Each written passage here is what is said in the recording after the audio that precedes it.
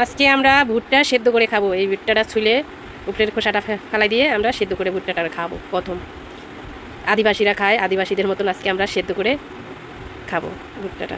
খেয়ে দেখবো কীরকম লাগে। আমি কখনো খাই নাই সেদ্ধ ভুট্টা, আছে প্রথম খাবো সেদ্ধ ভুট্টা। প্রথমেই ছুইলা নিতেছি ভুট্টাটা পরিষ্কার করে ছুলে নেওয়া হয়ে গেছে। এখন আমি একটা পাতিলের ভেতরে ভুট্টাটা সেদ্ধ দিয়ে দিব। এখন ভুট্টাটা সেদ্ধ দিয়ে দিব আর পরিমাণ মতো লবণ দিয়ে দিব। লবণ দিয়ে দেবো,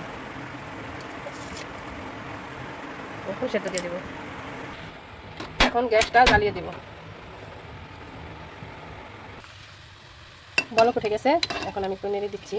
দেখুন ভুট্টাটা এখন পুরো হলুদ হয়ে গেছে।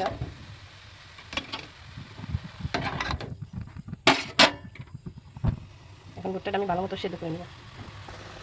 ভুট্টাটা আমার সেদ্ধ করা হয়ে গেছে। এখন আমি ভুট্টাটা তুলে নেব পানি থেকে।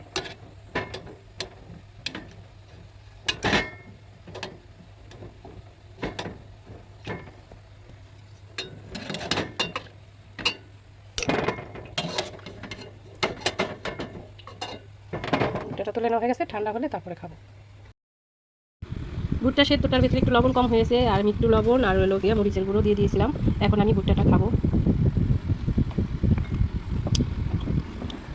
কী বলো বন্ধুরা, ভুট্টাটা খেতে অনেক মজা, অনেক মিষ্টি। তার জন্য তো চায়নারা এই ভুট্টাগুলো সেদ্ধ করে খায়। অনেক মিষ্টি লাগে এবং খেতেও অনেক ভালো লাগে। কী বলবো, আজকে আমি প্রথম খেলাম এই ভুট্টা সেদ্ধটা, দারুণ লাগছে খেতে। আপনারা একবার হলো এইভাবে ট্রাই করে দেখতে পারেন। ভুট্টা সেদ্ধটা আসলে অনেক মজা খেতে। ভিডিওটা ভালো লাগলে অবশ্যই লাইক কমেন্ট শেয়ার করে দেবেন এবং নীল প্রজাপতি পেজটাকে ফলো করে দেবেন। ধন্যবাদ আমার ভিডিওটা দেখার জন্য।